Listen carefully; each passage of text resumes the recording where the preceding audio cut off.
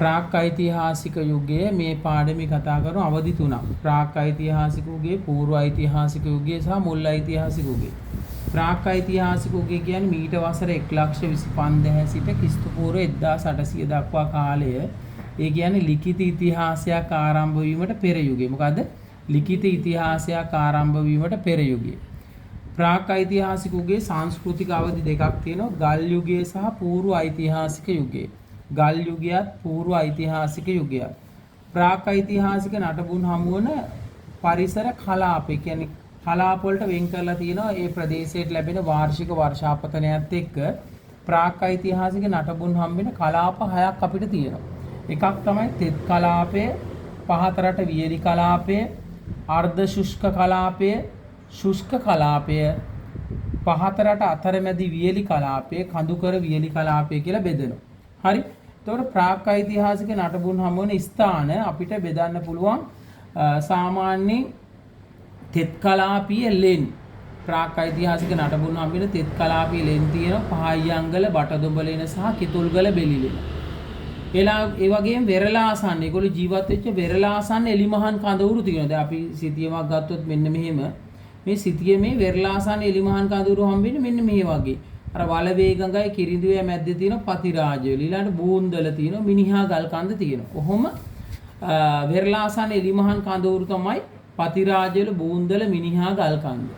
ඊළඟට පහතරට වියලි කලාපීය ලෙන් තියෙනවා. සීගිරිය පොතාන සහ සීගිරිය අලිගල. හරි. ඊළඟට කඳුකර එලිමහන් දඩයම් වාසස්ථාන තියෙන හෝටන් තැන්න සහ බණ්ඩාරවෙල කියලා අපිට බෙදලා වෙන් කරලා කියන්න පුළුවන්. ඊළඟට බලන්න ප්‍රාග්ඓතිහාසික මානවයා ජීවත් වෙන්නේ ඒගොල්ලෝ වැඩි කැමැත්තක් දක්වපු ප්‍රදේශ. ඒගොල්ලන්ට ගත කරේ සංචාරක දඩයම් ජීවිතයක්නේ. ඉතින් ඒගොල්ලෝ වැඩි කැමැත්තක් දක්වුවේ වැසි වනාන්තර ප්‍රදේශවල ජීවත් වෙන්න. වෙරළාසන්නේ නම් විල්ලුහා කලපු ආශිත ප්‍රදේශවල. ඒ වගේ ඒගොල්ලන්ට කහද සහ තිරිවාන, මෙතන මම ලියලා පෙන්නන එක කහද සහ තිරිවාන. ඒගොල්ලෝ ගල් ආයුධ හදාගත්තේ කහදයි තිරිවාන වලින්. කහද සහ තිරිවාන පාෂාණ බහුල ප්‍රදේශ. පාෂාණ බහුල ප්‍රදේශවල ජීවත් වෙන්නේ ඒගොල්ලෝ තවත් වැඩි කැමැත්තක් දක්වලා තියෙනවා. ඒ වගේම ප්‍රාග්ඓතිහාසික මානවයා ජීවන රටාව ගත්තාම ඒගොල්ලෝ ගත කරේ අපි කියව සංචාරක දඩයම් ජීවිතය. සාමාන්‍යයෙන් කුඩා පවුල් ඒකක වශයෙන් තමයි ජීවත් වෙලා තියෙන්නේ. කුඩා පවුල් ඒකක වශයෙන් වැදගත්ම කාරණයක්. සාමාන්‍ය ඒගොල්ලෝ එක කණ්ඩායමක ඉඳලා තියෙනවා 15ත් 25ත් අතර ප්‍රමාණයක්. කණ්ඩායම 15ත් 25ත් අතර ප්‍රමාණයක් ඉඳලා තියෙනවා. දිනකට ඒගොල්ලෝ ආහාර හොයාගෙන කිලෝමීටර් 7ක් විතර ඇවිදගෙන ගිහිල්ලා තියෙනවා. දිනකට ආහාර හොයාගෙන කිලෝමීටර් 7ක් ගිහිල්ලා තියෙනවා. සාමාන්‍ය යන ප්‍රදේශ දේවල් වල තමයි ආහාරයට ගන්න. ඒතර මාංශමය ආහාර තියෙනවා, ශාකමය ආහාර තියෙනවා. ශාකමය ආහාර තමයි වල් දෙල්, වල් කෙසෙල්, ගෝනල, කැලෑ දෙල්ලට. මාංශමය ආහාර තමයි වල් ඌරන්, තලගොයා, හාවුන්, ගස් බෙල්ලන් වගේ අය ආහාරයට අරගෙන තියෙනවා. සාමාන්‍ය ගොල්ල ශරීර ස්වභාවය මම මෙතන ලිව්වේ නැහැ. නමුත් ශරීර ස්වභාවය වැඩුණු පිරිමියෙකුගේ උස සෙන්ටිමීටර් 174ක් විතර වෙනවා. වැඩුණු කාන්තාවකගේ උස සෙන්ටිමීටර් 166ක් විතර වෙනවා. කාන්තාවක් ගත්තාම සෙන්ටිමීටර් 166ක් විතර වෙනවා. ඔවුන්ට විශාල දත් හා පළල් නාසයක් තිබිලා තියෙනවා. විශාල දත් හා පළල් නාසයක් තිබිලා තියෙනවා. ඒ වගේම ඔවුන්ගේ ආයු කාලය උපරිම 35ත් 40ත් අතර වගේ තාම පොඩි ආයු කාලයක තමයි ඒගොල්ලෝ ජීවත් වෙලා තියෙන්නේ. ඒ වගේම ඒගොල්ලන්ගේ අපි ගත්තාම ශාකමය ආහාර මෙතන තියෙනවා. වල් දෙල්, වල් කෙසෙල් මම ඒවා කිව්වා. ඊට පස්සේ ප්‍රාග්ඓතිහාසික මානේ අභිචාර. අභිචාර කියන්නේ මොනවද? මලගිය චාරිත්‍ර. මලගිය චාරිත්‍ර ගත්තාම කොටස් 3කට අපිට දක්වන්න පුළුවන්. ළඟම ඥාතියෙක් මිය ගියාම ගල් වෙන තුලම වල දාලා කාලයක් ගියාට පස්සේ එයාගේ ඇටකටු අංක බැල්ලක් ආධාරයෙන් එළියට අරගෙන හිස් කබලේ රතු පාට ගුරුගල් ගන්නවා. අනිත් එක තමයි නමල වකුටු කරලා වල දානද. අර කලින් එකට උදාහරණ පහයියංගල, බටදොඹලින වගේ සාක්ෂි දානවා. නමා වකුටු කර වල දැමීම. දැන් සීගිරිය පොතාන වගේ ප්‍රදේශවලින් නමා වකුටු කර වල දමන ලද මිනිස් ඇටසැකිල්ල කම්බෙලා තියෙනවා. ඒ වගේම බදුල්ල රාවණ ඇල්ලෙන් හම්බෙනවා දෙකට බෙදෙනසේ සිදුරු විදින ලද හිස් කබලක්. මේකේ අර පිටතට නිරාගෙන ඇවිල්ලා තියෙන මේ හිස් කබලේ දාර හොඳට අතුල්ලලා මට්ටම් කරලා හිස් කබලේ එක් පැත්තක තමයි මේගොල්ලෝ රතු පාට ගුරුගල් ආලේපනය කරලා තියෙන්නේ. දෙකට බෙදෙනසේ සිදුරු විදිලා තියෙනවා. බදුල්ල රාවණ ඇල්ලෙන් හම්බෙන හොඳ අභිචාර ක්‍රමයක් ඒක. ඔන්න ඕවා තමයි අපිට ප්‍රාක් ඓතිහාසික යුගය කියලා කතා කරන්න තියෙන්නේ. සම්පූර්ණ මම මේ කොලේට අරගෙන තියෙන සම්පූර්ණ දෙවෙනි පාඩම 10 වසර. හරි. එතකොට බලන්න පූර්ව ඓතිහාසික යුගය. ඊළඟ අවධිය මොකද අපි? පූර්ව ඓතිහාසික යුගය. එතකොට පූර්ව ඓතිහාසික යුගය ගත්තාම ක්‍රිස්තු පූර්ව 2400 ක්‍රිස්තු පූර්ව 450 අතර කාලේ. පූර්ව ඓතිහාසික යුගය කියන්නේ ක්‍රිස්තු පූර්ව 2400 450 අතර කාලේ. දැන් ප්‍රාක් ඓතිහාසික යුගය අපි කිව්වේ මීට වසර 1,25,000 ඉඳන් ක්‍රිස්තු පූර්ව 1800 දක්වා කාලේ. පූර්ව ඓතිහාසික යුගය කියන්නේ ක්‍රිස්තු පූර්ව 2400 450 අතර කාලේ. මේ යුගය ප්‍රාක් ඓතිහාසිකයෙන් වෙනස් වන සාධක දැනගන්න ඕනේ. යකඩ භාවිතා කරන්න මුලින්ම පටන් අරන් තියෙන පූර්ව ඓතිහාසික යුගය. නිවාස තැනීම ආරම්භ කරලා තියෙන පූර්ව ඓතිහාසික යුගය. මැටි වළඳක් හදන්න මුලින්ම පටන් අරන් තියෙන පූර්ව ඓතිහාසික අපිට ඒකට සාක්ෂියක් හම්බ වෙනවා. අපිට හොඳම සාක්ෂියක් හම්බ වෙන උඩ රංචා මඩමින් හම්බ වෙන මැටි වාජනේ. වර්ණාලේපිත මැටි බඳුනක්. ඒ වගේම ක්‍රමවත් සුසාන භූමිය ආරම්භ කරලා තියෙනවා. කුෂිකාර්මික කටයුතු ආරම්භ කරලා තියෙනවා. යකඩ භාවිතා කර බවට අපිට මුල්ම සාක්ෂි හම්බෙන්නේ බෙරගල. බෙරගල සොහොන් ගැබක තිබිලා හම්බෙන යබොර කැබැල්ල. යබොර යකඩ උණු කරලා ඉතුරු වෙන ඒවා. ඊළාට පූර්ව ඓතිහාසිකයේ මළගිය චාරිත්‍ර විශේෂයි කොටස් තුනකට බෙදෙනවා.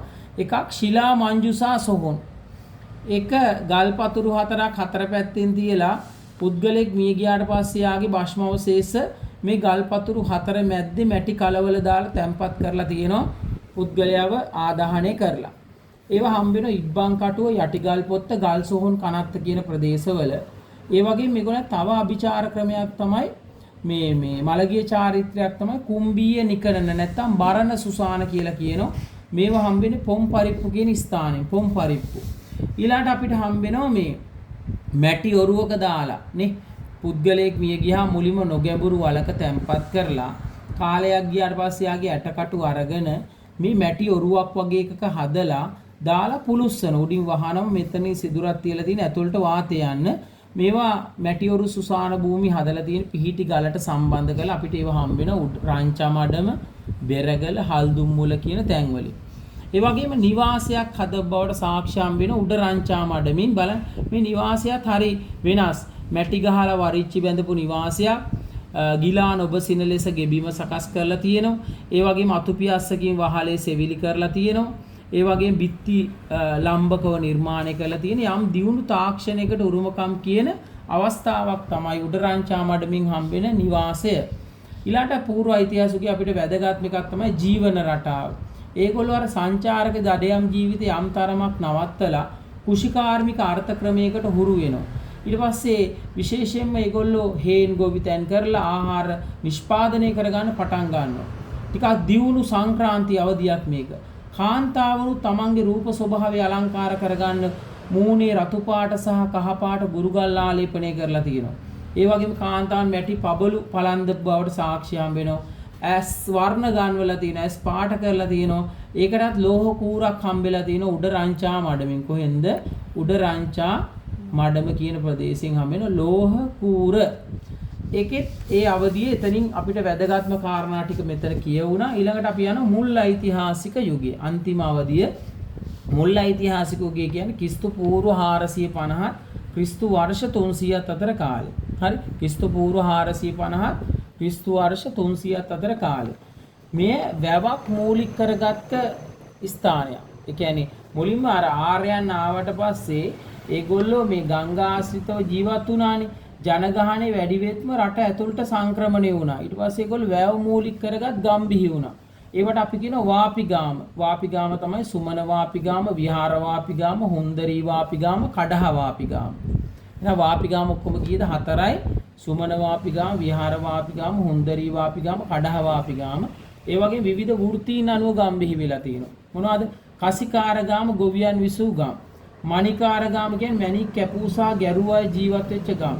කේවට්ට ගාම කියන්නේ දීවරයන් විසූ ගම්. වඩ්ඩකී ගාම කියන්නේ වඩුවන් විසූ ගම්.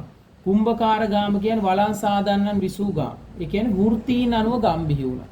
ඊළඟට විවිධ කාර්යයන් පදනම් කරන ගම් බිහි වුණා. ප ဋ ාණ ගාම කියන්නේ වරායාශිත ගම. නියම් ගම් කියන්නේ වෙළඳ ගම්. ඔල ගම් කියන්නේ ජනයා විසින් අත්හැර දැමූ වැව් ගම්. හරි? ඊළඟට බලන්න මේකේ තියෙනවා ජනාවාසවල ස්වරූපය. කුඩා ගමක ප්‍රමාණය හෙක්ටයාර් 0.15යි. මධ්‍ය ප්‍රමාණයේ ගමක් හෙක්ටයාර් 2ක්ලු ඒගොල්ලන්ගේ. විශාල ගමක් හෙක්ටයාර් 2කට වඩා වැඩි. කුඩා ගමක තිබිලා තියෙනවා පවුල් 5ක් 6ක් විතර. ඊටාම සීමිත සංඛ්‍යාවක් කුඩා ගමක. විශාල ගමක පවුල් 30ක්. මේ කාලේ අහන්න ලැබෙන අපිට මාගම ජන සංඛ්‍යාව විදියට 30000ක් විතර මාගම ජන සංඛ්‍යාව. ඊළාට වැටකින් ආරක්ෂා කළ ගම අපි කියනවා පරික්කිත ගම. වැටකින් ආරක්ෂා නොකළ ගමට අපි කියනවා අපරික්කිත ගම. සාමාන්‍ය ගමත් පුරයත් අතර ජනාවාසය අපි හඳුන්වනවා නකර කියලා. නකර නැත්තම් නගර කියලා කියනවා. ඒ වගේම අනුරාධපුරයේ මේ කාලේ හඳුන්වලා තියෙන විශාල ජනාවාසයක් නුරුපුර කියලා. එහෙම හඳුන්වලා තියෙන්නේ පනා කඩුව තඹසන්නස පළවන විජේබහු රජුගේ. මෙතන තව වැදගත්ම කාරණයක් තියෙනවා මේගොල්ලන්ගේ ජනාවාස ව්‍යාප්තියට බලපෑපු සාධක ටික අපිට වැදගත්. ඇයි ජනාවාස වියලි කලාපීය ප්‍රදේශවල ව්‍යාප්ති වෙන බලපෑපු සාධක ජනාවාස ව්‍යාප්තියට බලපෑ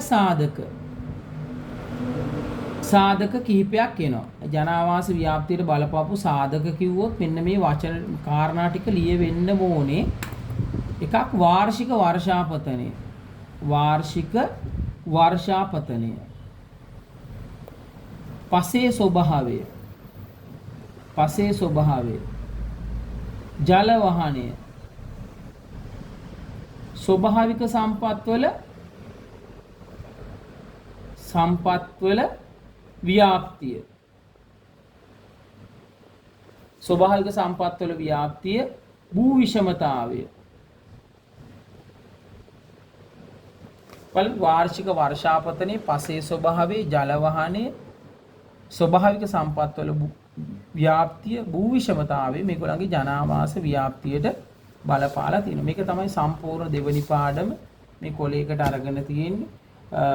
මේ ටික පාඩම් කරගත්තාම හොඳටම ඇති මේ සම්පූර්ණ දෙවනි පාඩමේ ඔයගොල්ලන්ට සංක්ෂිප්තව බලා ගන්න පුළුවන්.